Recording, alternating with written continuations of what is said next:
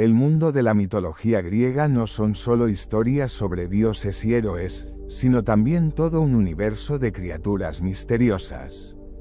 Monstruos, semihumanos, guardianes, criaturas de dioses y elementos, todos ellos reflejan los miedos, deseos, conflictos y sueños humanos. Algunas de ellas custodian las entradas a los infiernos, otras persiguen a los viajeros, algunas ponen a prueba a los héroes y otras se convierten ellas mismas en víctimas. Estas criaturas surgieron en las leyendas hace milenios, pero siguen vivas, en los libros, en los escudos, en las leyendas, en nuestra imaginación. Cada historia esconde no solo una imagen, sino también un significado, un símbolo de la eterna lucha entre la razón y el instinto, el orden y el caos, la luz y la oscuridad. Queridos amigos, bienvenidos al acogedor rincón de las fábricas de conocimientos. En esta conferencia nos sumergiremos con calma y detalle en el mundo de las criaturas míticas de la antigua Grecia. Consideraremos no solo su apariencia, sino también su origen, significado, posibles prototipos reales y significado filosófico. Si eres tan curioso como nosotros, suscríbete a nuestro canal, todavía queda mucho interesante y emocionante por delante. Duérmete tranquilo. Nos espera un viaje por los rincones más oscuros y sorprendentes de las leyendas griegas. Capítulo I. El Minotauro, monstruo y civilización. Los mitos, por extraño que pueda parecer a primera vista, suelen estar mucho más cerca de la realidad. Las imágenes de monstruos, héroes y dioses esconden a veces procesos históricos reales, miedos de la gente, conflictos sociales y cambios culturales. Un ejemplo de ello es la leyenda del Minotauro, un ser mitad hombre y mitad toro encerrado en un laberinto en la isla de Creta. Este mito es uno de aquellos en los que la tradición antigua se cruza de forma sorprendente con la arqueología, la arquitectura y el surgimiento de la civilización. La historia del Minotauro es un mito griego, pero su origen se remonta a la cultura minoica de Creta. Esta civilización existió mucho antes del apogeo de la Grecia clásica y alcanzó su apogeo entre el 2700 y el 1400 a.C. aproximadamente. La cultura minoica era diferente de todas las sociedades del Mediterráneo conocidas posteriormente. Era un estado único, con un estilo de vida, una religión, una escritura y, lo que es más importante, una elevada cultura arquitectónica y de ingeniería. El mito comienza con la figura del legendario rey Minos, gobernante de Creta. Según la leyenda, era hijo del mismísimo Zeus y de la princesa fenicia Europa. En el mito es Zeus, que adoptó la forma de un toro, quien rapta a Europa y se la lleva a Creta. Esta imagen de un toro blanco es uno de los símbolos centrales de toda la leyenda, y se repite muchas veces en la narración posterior. Minos se convierte en rey tras la muerte de su padre adoptivo y consolida la isla como una poderosa potencia marítima.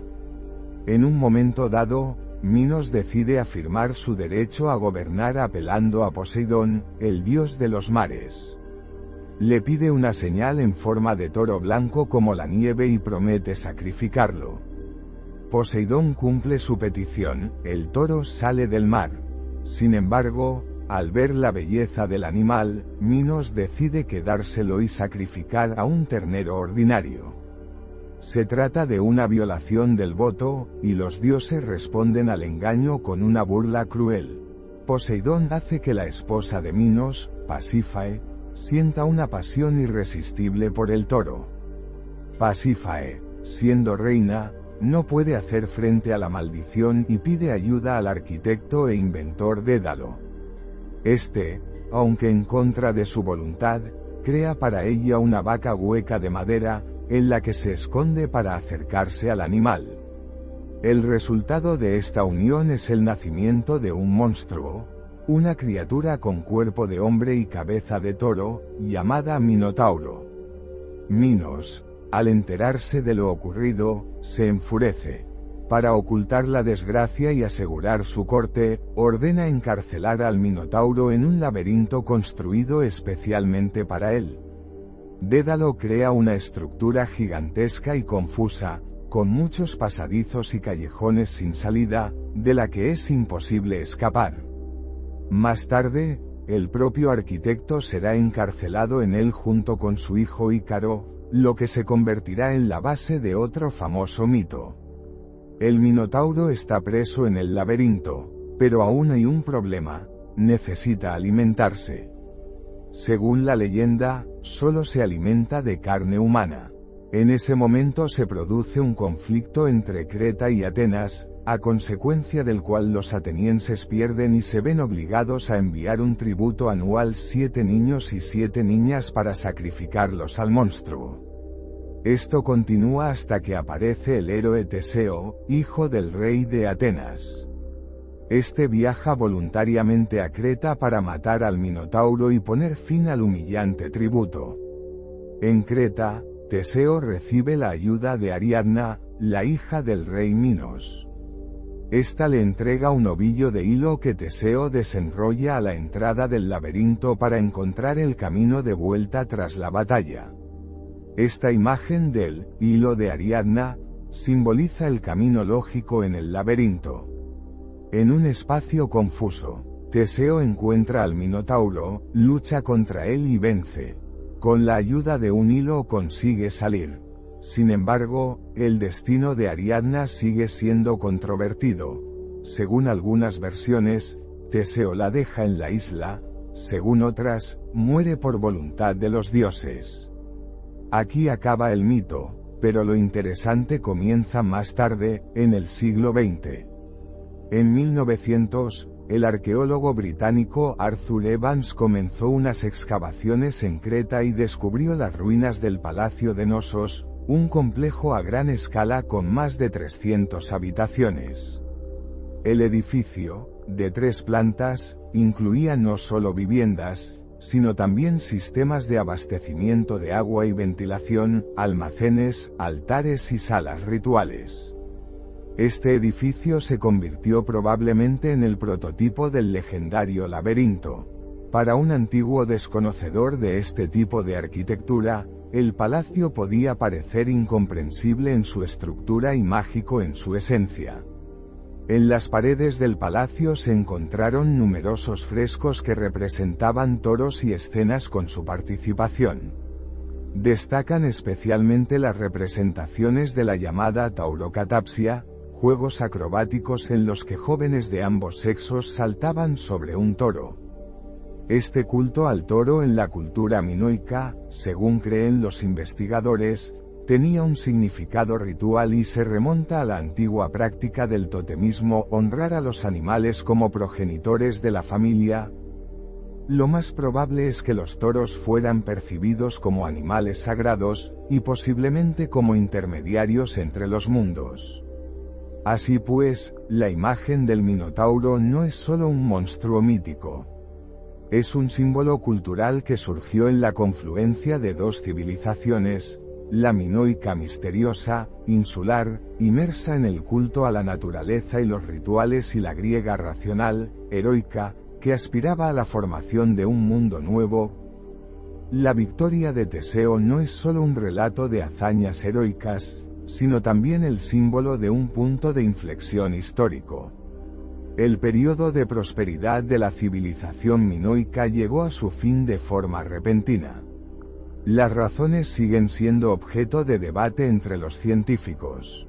La versión más probable es una erupción volcánica en la isla de Santorini, Tiro, un fuerte terremoto y el posterior tsunami. Estos cataclismos pudieron provocar la destrucción de la economía y el sistema político cretenses. La debilitada civilización era vulnerable a la invasión de los aqueos, antepasados de los griegos, que se asentaron en Creta, asimilaron a la población local y trajeron su cultura. Desde el punto de vista de los historiadores, el mito del Minotauro es un reflejo de estos procesos: la desaparición de una cultura aislada, la aparición de una fuerza exterior, la victoria del nuevo pensamiento sobre el antiguo. Aunque el Minotauro nunca existió en sentido literal, su historia encierra una importante capa de conocimiento antiguo. El mito se convierte en una puerta al pasado. Si se abre no como un cuento de hadas, sino como un testimonio, como una memoria codificada de los acontecimientos, puede decirnos mucho. La arqueología, la mitología comparada y los estudios culturales nos permiten mirar detrás del velo de los milenios y escuchar la voz de civilizaciones que han desaparecido en las arenas del tiempo. Este es el verdadero poder de los antiguos monstruos griegos, no solo asustan, sino que preservan la memoria. Capítulo 2. Medusa. Una maldición convertida en símbolo. De todas las criaturas de la mitología griega, la gorgona Medusa es una de las más famosas. Su aspecto es inmediatamente reconocible: rostro de mujer, cabellos sustituidos por serpientes y una mirada capaz de convertir en piedra. Esta imagen se ha convertido en un símbolo del horror, un amuleto y un emblema. Sin embargo, tras la máscara del monstruo se esconde una historia trágica, alejada de los cuentos de hadas al uso. Medusa no era una villana. Al contrario, su destino refleja plenamente la injusticia, la parcialidad y la crueldad con que los antiguos dioses y héroes trataban a veces a quienes no podían resistirse. Medusa era la menor de 3 hermanas, las Gorgonas. Se creía que sus padres eran las deidades marinas Forquis y Keto. Sus hermanas, Esfeno y Euríala, poseían la inmortalidad, mientras que Medusa era mortal. Esto ya la hacía vulnerable. Según fuentes de la antigüedad tardía, Medusa era inusualmente bella, su cabello era especialmente célebre. Esta cualidad acabó jugando un papel fatal en su vida.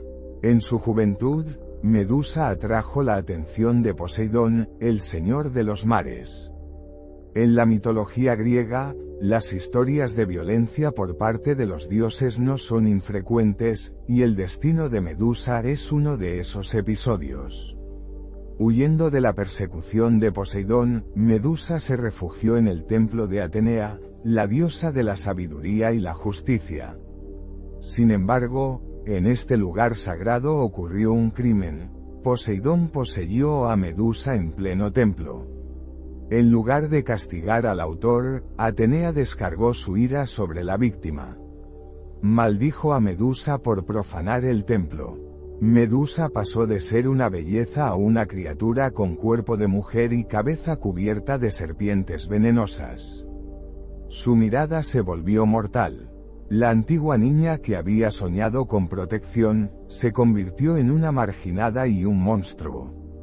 Su imagen fue distorsionada no por la voluntad de la naturaleza, sino por el castigo, no por un crimen, sino por ser una víctima. Tras la maldición, Medusa abandona el mundo humano y se instala en una isla lejana. Se cree que su morada estaba en algún lugar de Occidente, cerca de la frontera del mundo, cerca de las tierras de las Hespérides. Se convierte en objeto de temor, rumores y caza. Su mirada mágica y su condición de monstruo mortal la convirtieron en una presa codiciada por los héroes en busca de gloria. Entre ellos estaba Perseo, hijo de Zeus y de la mortal Danaios. Fue enviado a una peligrosa tarea. El rey Polidectes, deseoso de deshacerse de Perseo, le encargó que consiguiera la cabeza de Medusa. Para el joven, esto significaba una muerte casi segura.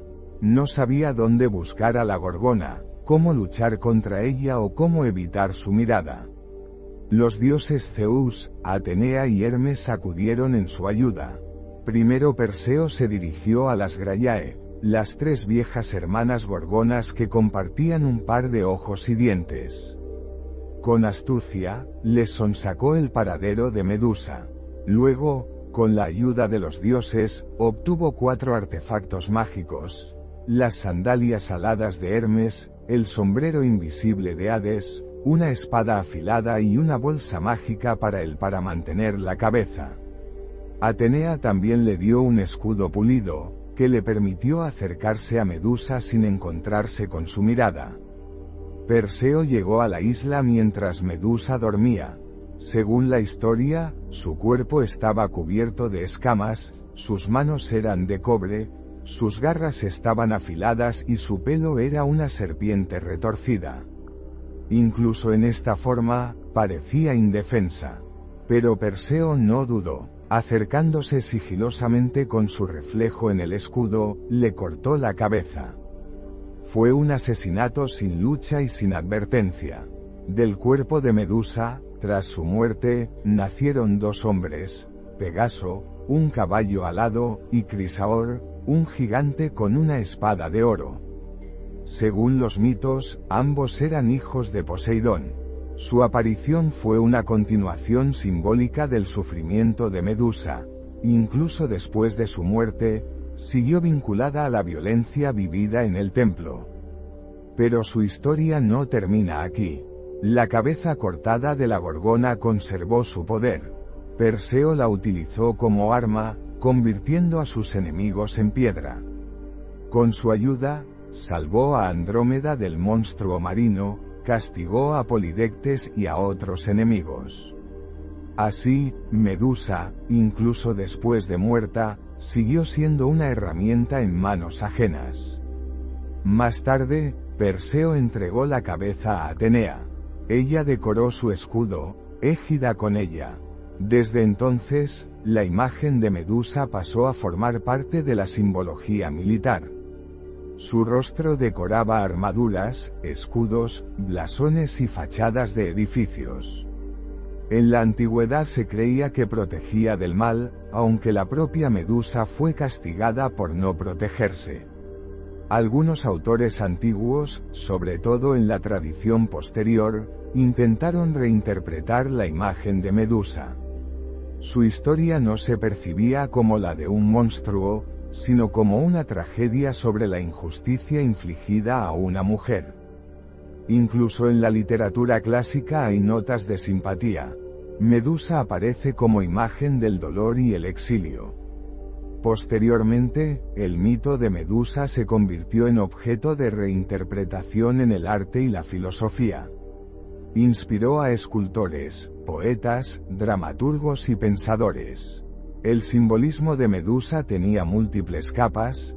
Era un monstruo, una víctima, una madre, un arma, un símbolo de poder y miedo y, por último, un recordatorio de la crueldad del mundo, en el que la víctima suele ser culpable a los ojos de quienes deberían haberla protegido.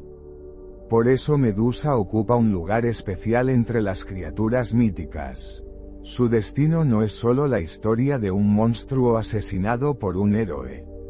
Es un reflejo de las contradicciones que subyacen en muchas leyendas antiguas: poder e impotencia, culpa e inocencia, poder y vulnerabilidad.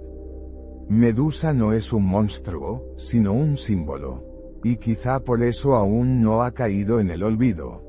Capítulo 3. La Hidra de Lerna, una amenaza inmortal. Uno de los monstruos más conocidos de la mitología griega es la Hidra de Lerna.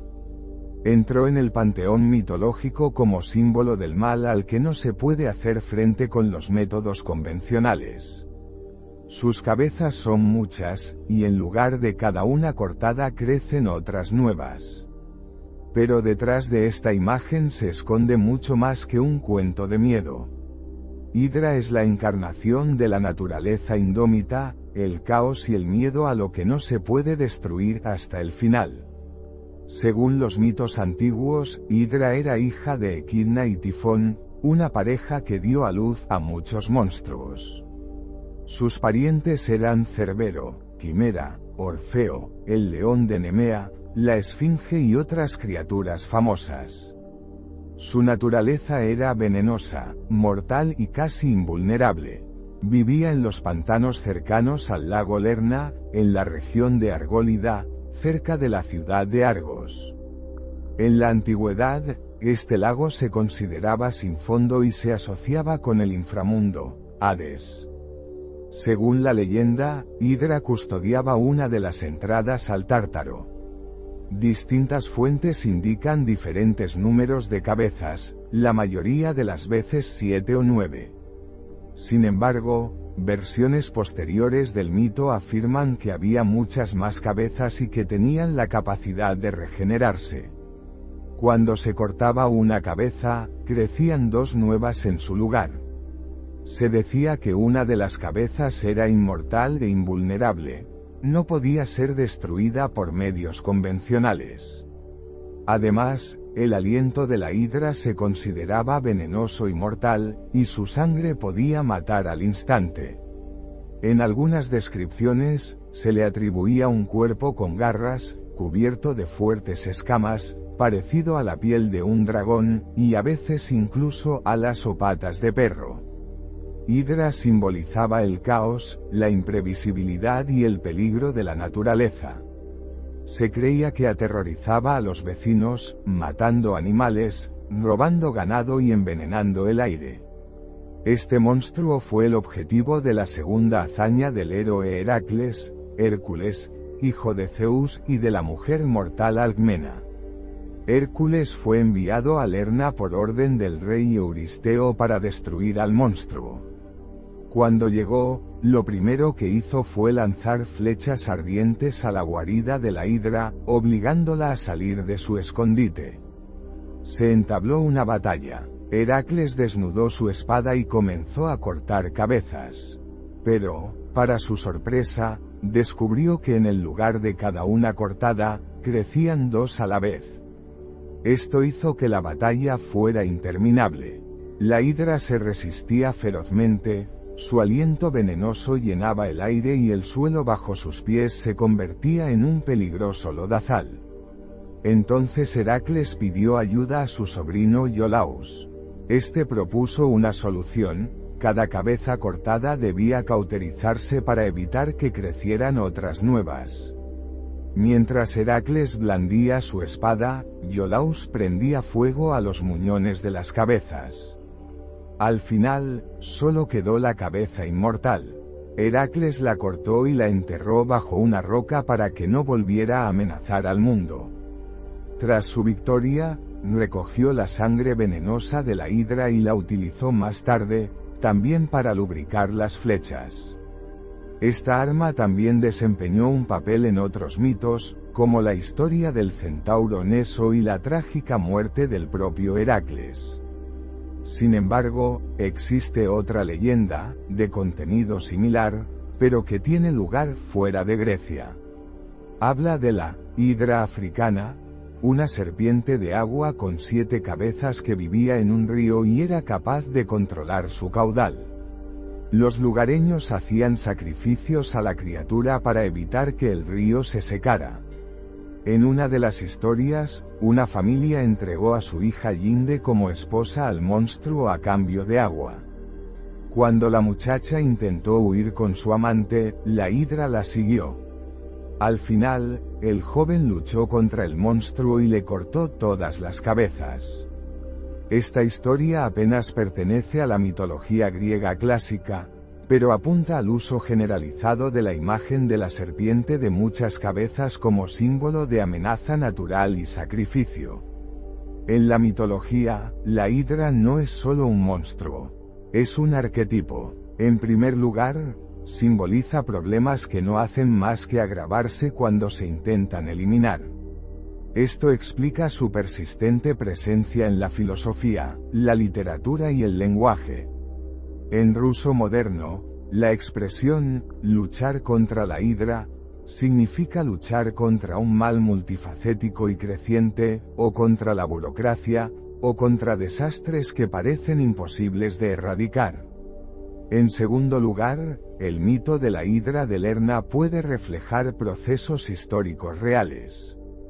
Por ejemplo, algunos estudiosos creen que la historia de la hidra refleja la lucha de la población local contra los humedales y la malaria. El lago de Lerna existió, y sus alrededores eran difíciles y peligrosos. Existe la versión de que la hazaña de Heracles simbolizaba el drenaje de los pantanos, una tarea importante y difícil en la antigua Grecia. La victoria sobre Hidra en este caso puede percibirse como una descripción mitologizada de la victoria sobre los elementos y la enfermedad. Por último, el aspecto educativo del mito también es importante. La victoria sobre la Hidra no se consigue por la fuerza bruta, sino por el trabajo coordinado y la astucia. Heracles no lo hizo solo, contó con la ayuda de Iolaus. Se trata de un raro caso en el que un héroe de la mitología antigua no confía solo en sí mismo, sino que recurre a la ayuda de un ser querido. Esta interpretación da al mito una profundidad adicional. Así, la Hidra de Lerna, uno de los monstruos más vívidos de la mitología griega, personifica no solo una amenaza física, sino también una idea filosófica. Es la imagen de un mal que sabe regresar. Es un obstáculo cuya superación requiere algo más que músculos. Es el símbolo de una lucha que puede durar toda la vida. Pero como demuestra la historia de Hércules, hasta el obstáculo más insuperable puede vencerse si se actúa con sabiduría y no en solitario. Capítulo 4. Quimera. 3 bestias en una. La quimera ocupa un lugar especial en el panteón de monstruos de la mitología griega. No es solo una criatura aterradora, sino una combinación de 3 bestias peligrosas en un solo cuerpo. Combina poder, veneno y fuego. Las leyendas describen a la quimera como un mutante, creado como para intimidar, y su aspecto provoca una duradera sensación de pesadilla. Cabeza de león y la parte delantera del cuerpo, de la espalda asoma la cabeza de una cabra, y la cola es una serpiente viva. Según la leyenda, de la boca de la cabra salían llamas y la cola de la serpiente era venenosa y mortal. El mito de la quimera es uno de los ejemplos más brillantes de la antigua tradición griega de reunir en una criatura los rasgos de varios animales a la vez. Esto confiere al monstruo universalidad en el contexto de la amenaza. No solo es físicamente peligroso, sino también imprevisible. Las fuentes indican que la quimera tenía gran fuerza, agresividad, aliento venenoso, podía escupir veneno y chisporrotear todo a su paso. El origen de la quimera se remonta al linaje de los monstruos griegos. Se la consideraba hija de Tifón, el enemigo más poderoso de Zeus, y Equidna, mitad mujer, mitad serpiente. De esta pareja nacieron muchos monstruos: Cerbero, Hidra, Orfeo, el león de Nemea y, entre otros, Quimera. Así, formó parte de toda una dinastía de depredadores y monstruos mitológicos. Según el mito, Quimera vivía en Licia, una región situada al sur de la actual Turquía. Allí aterrorizaba a la población local, quemando aldeas, matando ganado, destruyendo campos y aterrorizando a los campesinos. Sus ataques iban acompañados de fuego, veneno y furia. Se convirtió en un verdadero problema para la región, y el rey local Jobates envió en repetidas ocasiones guerreros y héroes para librar al país de este mal. Todos los intentos acabaron en fracaso. La solución llegó inesperadamente con la llegada de Belerofonte. Según la leyenda, era hijo de Poseidón y una mujer mortal, y poseía un aliado inusual, el caballo alado Pegaso. Belerofonte llegó a la corte del rey Jobates tras una complicada historia de calumnias y conspiraciones políticas, y recibió el encargo de destruir la quimera como si se tratara de una prueba de lealtad y una oportunidad para deshacerse de un huésped incómodo. El arma elegida por Belerofonte fue el Pegaso, la única forma de acercarse a la quimera sin ser alcanzado por el fuego. Montado en un caballo volador, el héroe atacó al monstruo desde el aire y lo golpeó con su lanza. Algunas versiones del mito dicen que el arma golpeó la garganta de la cabeza de la cabra, la fuente de las llamas. Así, el monstruo fue destruido y el país quedó libre de la amenaza. Curiosamente, el lugar donde se dice que habitó la quimera existe realmente. En la zona de la actual Çırağan, Turquía, existen los llamados fuegos eternos, salidas naturales de metano y otros gases del subsuelo. Estos gases se autoinflaman, creando el efecto de llamas constantes que salen de debajo de las rocas. Este fenómeno se conoce como yanartaş o roca ardiente. Desde la antigüedad se ha percibido como algo sobrenatural, y probablemente fue la base del mito de la quimera. La yuxtaposición de mito y geología sugiere que la historia de la quimera pudo ser un intento de los antiguos de explicar fenómenos naturales inusuales. La combinación del miedo al fuego subterráneo y los peligros reales que planteaban los animales depredadores dio lugar a la leyenda de una criatura que combinaba fuego, colmillos y veneno. El león como personificación de la fuerza, la cabra como astucia y salvajismo, la serpiente como veneno y amenaza repentina. Todo ello se unía en el cuerpo de una sola criatura. La quimera se convirtió en símbolo de peligro, imprevisibilidad y destrucción. En sentido filosófico y alegórico, su imagen se utilizó como designación de algo irreal, imposible, compuesto e internamente contradictorio. De aquí la palabra moderna, quimera, se origina como metáfora de una idea fantástica o no realizada. También quimera simboliza el miedo a lo que se sale de lo común. No es solo una bestia, sino una alteración del orden natural. En la mitología, estas criaturas híbridas se han considerado a menudo un signo de caos, fractura y desastre. Desde el momento en que la quimera aparece en la leyenda, presagia problemas. En la antigua cultura griega, puede interpretarse como una reacción mitológica a los desastres naturales, la inestabilidad social o, simplemente, lo incomprensible y aterrador. Derrotar a la quimera, como a la hidra, requiere estrategia más que fuerza bruta. Belerofonte utiliza la altura, la sorpresa y la precisión. Este es otro motivo recurrente en la mitología. Para vencer al caos, no solo hay que ser fuerte, sino también pensar. Curiosamente, el héroe de esta historia no es un impostor, un rey o un dios, sino una persona cualquiera que se encuentra por casualidad en el lugar y el momento adecuados. Esto hace que el mito sea más cercano al oyente. Un mortal es capaz de derrotar al monstruo, si es decidido e inteligente. Así, la quimera no es solo un monstruo. Es una huella mitológica del miedo a lo desconocido, una explicación figurada de fenómenos naturales y una alegoría de una fuerza compleja y destructiva que solo puede ser derrotada con la razón. Hoy, cuando oímos la palabra quimera, no imaginamos un monstruo, sino una idea, compleja, inestable, fantástica.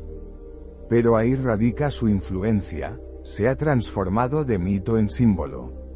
Y tales criaturas, como demuestra la historia, nunca desaparecen.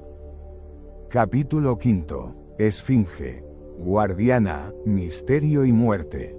La esfinge es una de las criaturas mitológicas más famosas de la historia de la humanidad. Sin embargo, su imagen en la mitología griega difiere significativamente de su prototipo egipcio. En Egipto, la esfinge era considerada un ser divino, personificación de la sabiduría, la fuerza y la protección. Guardaba templos y tumbas, simbolizaba el orden y el poder. La esfinge egipcia, por regla general, tenía cuerpo de león y la cabeza del faraón, a menudo considerado una encarnación del dios solar Ra. En la mitología griega, la esfinge se convierte en algo muy distinto. No es un guardián divino, sino una peligrosa y cruel criatura de terror. La esfinge griega es una mujer con cuerpo de león, alas de águila o grifo, rostro humano y, a veces, cola de toro. Incluso en su origen se esconde una amenaza. se creía que los padres de la esfinge eran Tifón y Equidna, los mismos que dieron a luz a Hidra, Cerbero, Quimera y otros monstruos. El propio nombre, esfinge, procede de la palabra griega, esfingo, estrangular. Esta definición capta la esencia de la criatura. Mataba a cualquiera que no pudiera responder a su acertijo. El mito griego vincula a la esfinge con la ciudad de Tebas. Según una versión, la diosa Hera la envió como castigo al rey Layo, que abusó de un niño. Así, la aparición de la esfinge es una especie de castigo divino. Se instaló en una montaña cerca de Tebas y empezó a aterrorizar a los alrededores. Cualquier viajero que pasara por allí tenía que responder al acertijo. Quien fallaba, moría. En algunas versiones del mito, la esfinge devoraba a sus víctimas, en otras las estrangulaba. El acertijo más famoso de la esfinge era el siguiente: ¿quién camina sobre 4 patas por la mañana, sobre 2 por la tarde y sobre 3 por la noche? La respuesta, conocida hoy por todos, es el hombre. En la infancia se arrastra a 4 patas, en la edad adulta camina sobre 2 piernas y en la vejez se apoya en un bastón. Este acertijo se convirtió en la prueba final para Edipo, el héroe que, según la leyenda, salvó a Tebas del monstruo. Cuando Edipo dio la respuesta correcta, la esfinge se autodestruyó, según diversas versiones, se arrojó al abismo o murió de vergüenza. Este episodio mitológico no solo explica el origen del poder de Edipo en Tebas, sino que también subraya la importancia de la inteligencia y la razón. A diferencia de muchos otros mitos, en los que los héroes vencen a los monstruos por la fuerza, aquí la inteligencia se convierte en el arma decisiva. Sin embargo, también existen interpretaciones racionales del mito. Algunos investigadores creen que la esfinge podría ser el símbolo de una banda de ladrones.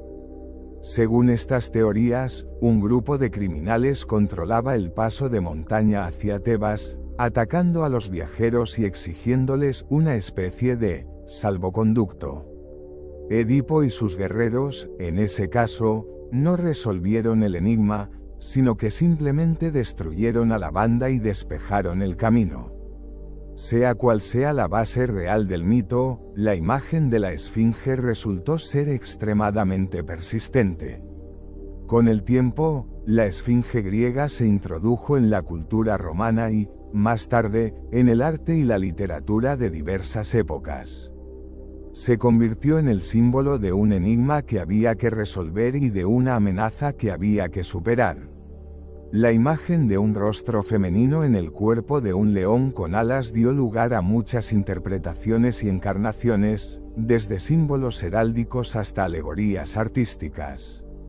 Es importante señalar que, en la tradición griega, la esfinge es el único monstruo femenino que no mata físicamente, sino intelectualmente.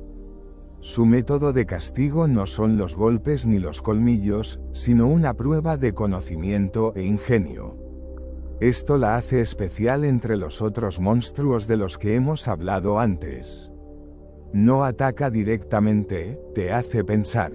Y si falla, castiga sin piedad. Así, la esfinge no es solo una criatura mitológica, sino un arquetipo. Es el símbolo de una tarea que no puede resolverse por la fuerza bruta. Su historia enseña que en la vida, como en los mitos, no siempre gana el más fuerte. A veces gana el que es capaz de comprender la esencia de la cuestión y encontrar la respuesta.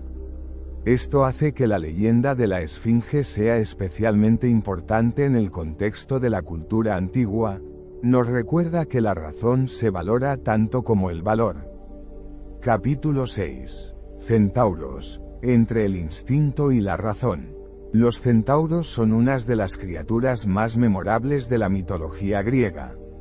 Su aspecto resulta familiar a todo el mundo. La parte superior de su cuerpo es humana, la inferior equina. Estas criaturas mitad humanas, mitad caballos, han llegado a simbolizar el conflicto interno entre la naturaleza animal y la razón. Su historia está llena no solo de mitos, sino también de contenido filosófico.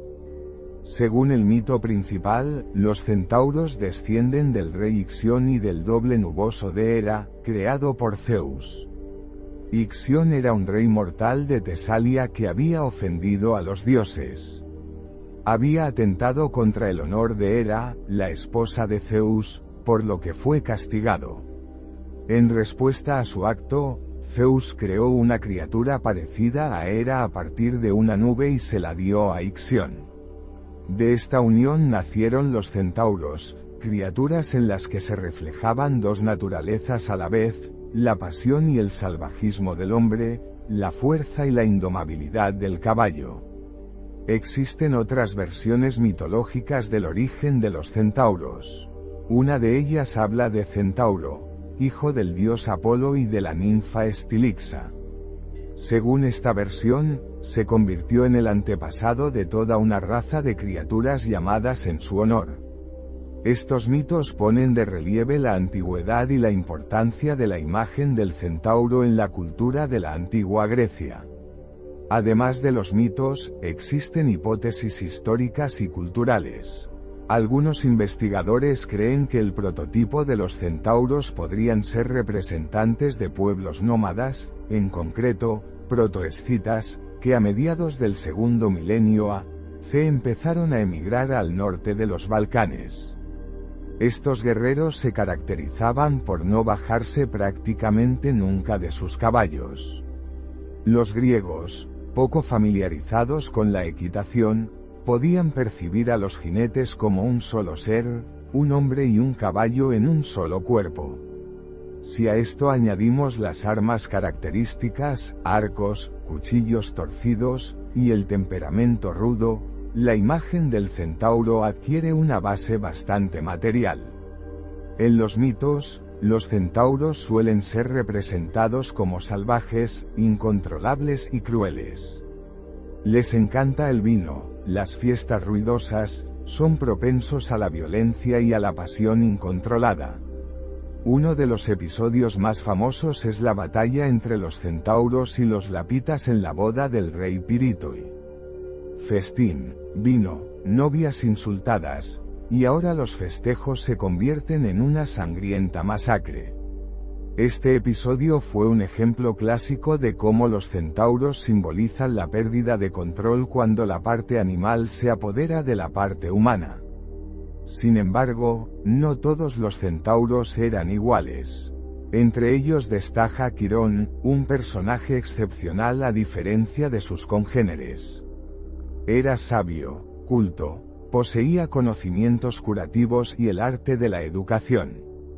Fue Quirón quien enseñó a muchos héroes, Aquiles, Asclepio, Jasón e incluso Heracles.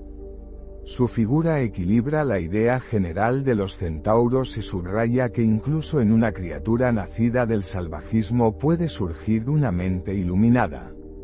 Curiosamente, en algunas fuentes Quirón no era hijo de Ixión, sino que descendía de Cronos y la ninfa Filira, lo que quizá explique sus diferencias con los demás centauros. Así pues, los centauros no son solo criaturas fantásticas. Cumplen en los mitos la función de espejo de la naturaleza humana. Por un lado, los instintos, las pasiones y la fuerza. Por otro, la razón, la moral y el conocimiento. Esto convierte a los centauros en arquetipos de la dualidad, la lucha entre los aspectos inferiores y superiores del alma humana.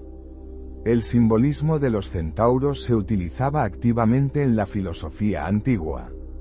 Eran una metáfora de una fuerza indomable que requiere dirección. El hombre, como el centauro, lleva en sí mismo dos principios, el animal y el espiritual. Si no logra controlar su lado animal, inferior, sus pasiones, agresividad e instintos, corre el riesgo de convertirse en un ser gobernado únicamente por los deseos. Pero si encuentra el equilibrio interior, como Quirón, puede convertirse en un sabio. Esta implicación filosófica hace que la imagen de los centauros sea especialmente importante para comprender la antigua cultura griega. A diferencia de otros monstruos, no son el mal absoluto. Son el límite entre el hombre y la bestia, entre el control y el impulso, entre el caos y el orden. En el arte de las antiguas Grecia y Roma, los centauros se representaban tanto en jarrones como en esculturas. Sus figuras se encuentran en tumbas, frescos y relieves. En épocas posteriores, los centauros continuaron en el arte europeo, desde los manuscritos medievales hasta las obras renacentistas. Hoy en día, los centauros siguen vivos en la cultura, como personajes de libros, películas y leyendas. Pero su significado sigue siendo el mismo. Recuerdan que la fuerza no lo es todo, que hay una lucha en cada uno de nosotros, y que en esta lucha es importante mantener el equilibrio. Capítulo 7. Las arpías, encarnación de la tormenta y el castigo. Entre las numerosas criaturas de la mitología griega, las arpías ocupan un lugar especial. Estas criaturas combinaban los rasgos de una mujer y de una ave rapaz. Eran rápidas, fuertes y despiadadas. Marineros y viajeros las temían, los reyes las maldecían y se hablaba de ellas como mensajeras del castigo divino. Las arpías eran representadas como las que arrastran, agarran, desgarran. Su nombre procede de la antigua palabra griega, arpazo, que significa agarrar, desgarrar. En las representaciones visuales, las arpías eran mujeres con cuerpo de pájaro. Tenían rostros humanos la mayoría de las veces grotescos y desprovistos de belleza, alas, poderosas garras y patas de pájaro. A veces, las alas partían de los brazos. Su estatura era como la de un hombre corriente. En los mitos se presta especial atención a su grito. Era ensordecedor, causaba miedo y desorientación. Estos sonidos podían extraviar incluso a un viajero experimentado y llevarlo a la muerte. Existen varias versiones sobre el origen de las arpías. Una de las más extendidas dice que son hijas del antiguo dios del mar Tabmant y de la Oceánide Electra. Al principio, se las consideraba bellas muchachas, pero su mal carácter, envidia, astucia y malicia hizo que Zeus las convirtiera en monstruos. Otra versión atribuye su origen a Tifón y Equidna, padres de muchos monstruos griegos, como Cerbero, Quimera, Hidra y la Esfinge. Una tercera leyenda habla de Boro, el dios del viento del norte, que, tras ser rechazado por una ninfa, maldijo a sus hijas y éstas se convirtieron en arpías. También se conocen los nombres de arpías individuales. Por ejemplo, Higinus en sus escritos nombra a tres, a Heliopoda, Ocipeta y Queleno. Hesíodo solo menciona a dos hermanas. Algunas fuentes hablan de manadas enteras de arpías que podían atacar a los viajeros, escondidas en bosques, cuevas o en lo alto de las montañas. Las arpías estaban estrechamente relacionadas con los vientos, las tormentas y las tempestades. Su aparición simbolizaba un desastre natural inminente. En este sentido, se asemejaban a diosas, portadoras del poder elemental. Sin embargo, sus funciones no se limitaban a los fenómenos meteorológicos.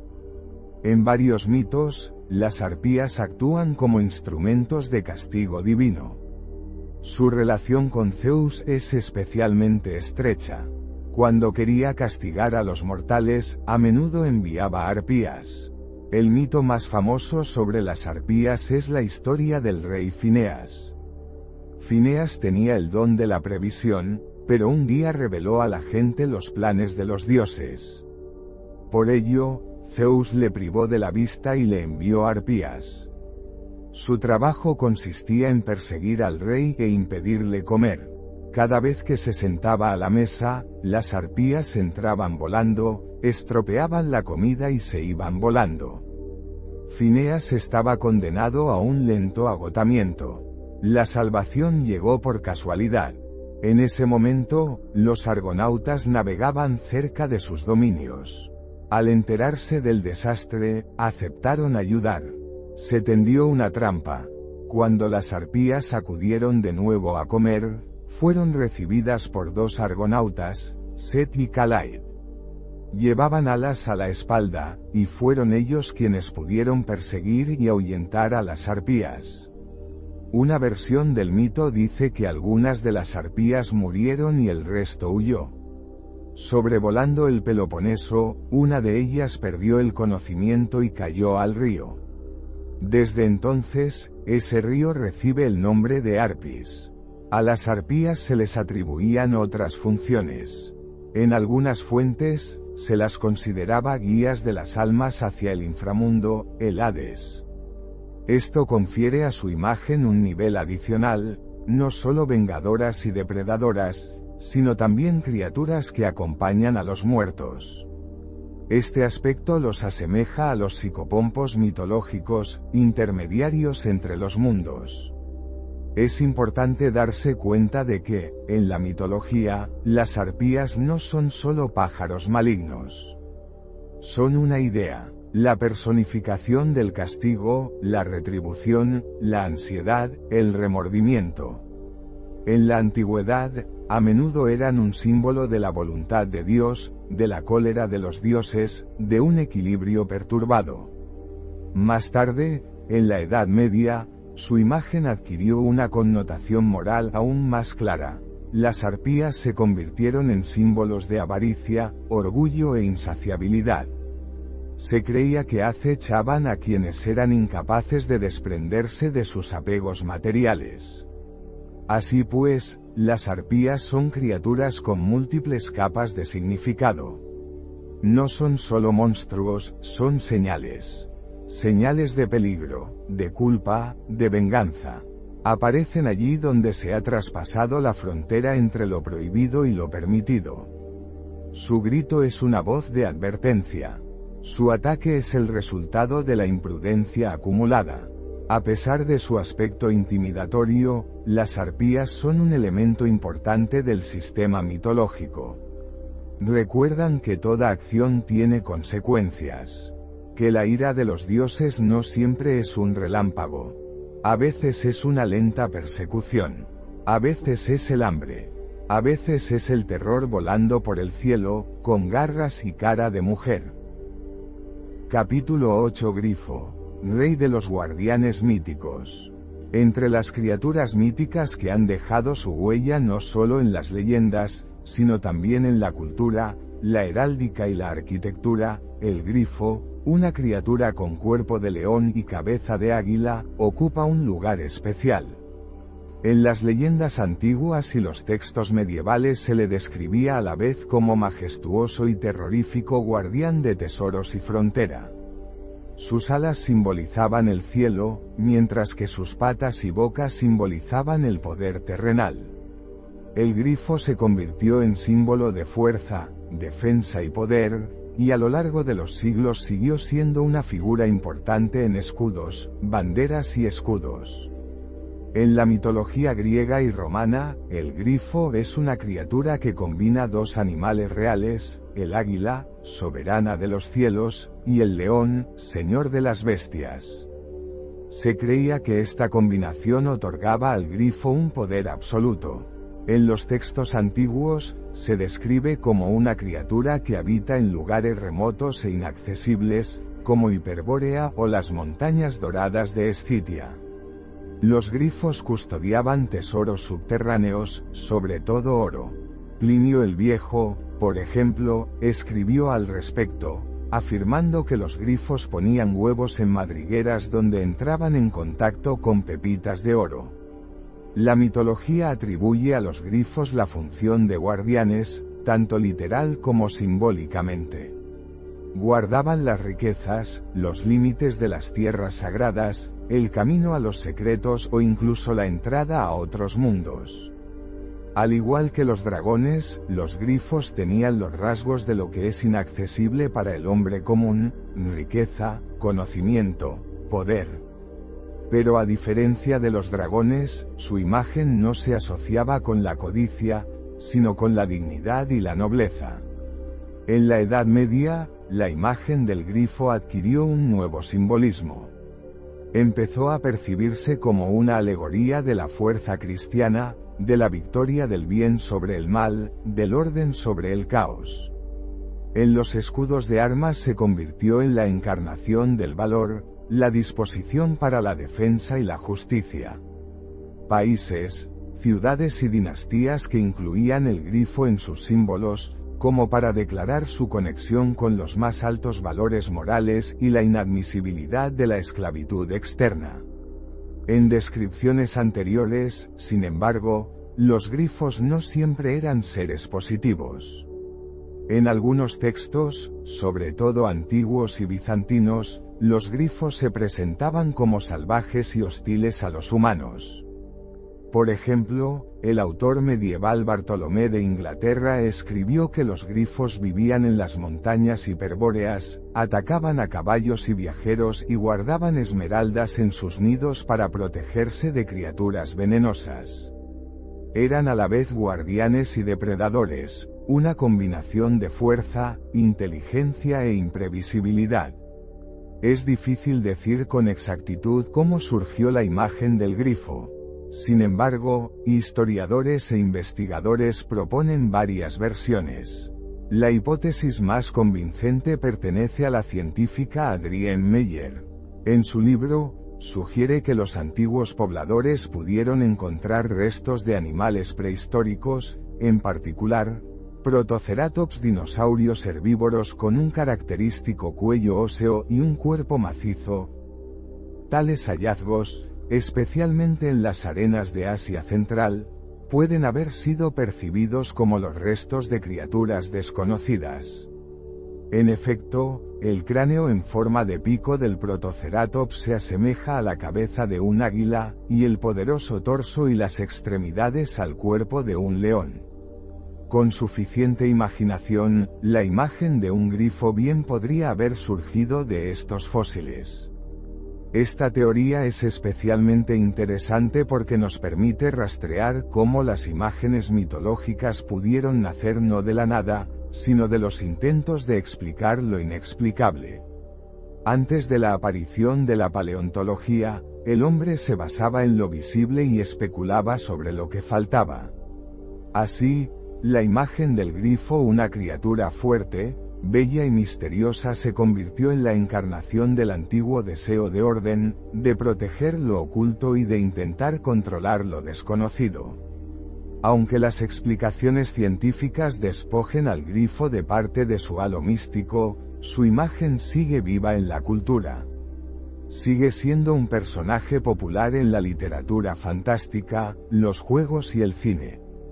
Hoy en día, los grifos son representados como guardianes del conocimiento ancestral, aliados de los héroes o criaturas mágicas que conectan los dos mundos, el terrenal y el aéreo. Su aspecto puede variar, pero la esencia sigue siendo la misma. El grifo es un guardián, un protector de algo más importante que las cosas materiales. Así, el grifo no es solo una ficción, sino un reflejo de muchas capas de la cultura humana. Combina mito, símbolo y arquetipo. Nació como imagen de defensa y fuerza, luego se convirtió en símbolo de nobleza y fe, y aún no ha perdido su relevancia. Los grifos siguen planeando sobre nuestras leyendas, permaneciendo vivos en la imaginación, en el simbolismo, en el lenguaje y en el arte. Las criaturas míticas de la antigua Grecia no son solo héroes de antiguas leyendas. Son símbolos que encarnan el miedo y el poder, la sabiduría y la furia, la luz y la sombra. Se convirtieron en un reflejo de la naturaleza humana, dual, contradictoria, siempre buscando el equilibrio entre el caos y el orden. Cada criatura de la que hemos hablado hoy no es solo parte de un mito, sino también una pregunta. ¿Quién soy? ¿Cómo domo mis miedos? ¿Dónde está el límite entre el bien y el mal? Por eso estas imágenes no se olvidan, sino que siguen vivas en los libros, las artes, el lenguaje e incluso los sueños. Si quieres continuar este viaje, escribe sobre qué criaturas te gustaría escuchar en la próxima conferencia. Nos aseguraremos de investigar también sus historias. Y ahora, dejemos que las antiguas leyendas se desvanezcan, y con ellas las preocupaciones del día a día. Buenas noches y buenos sueños.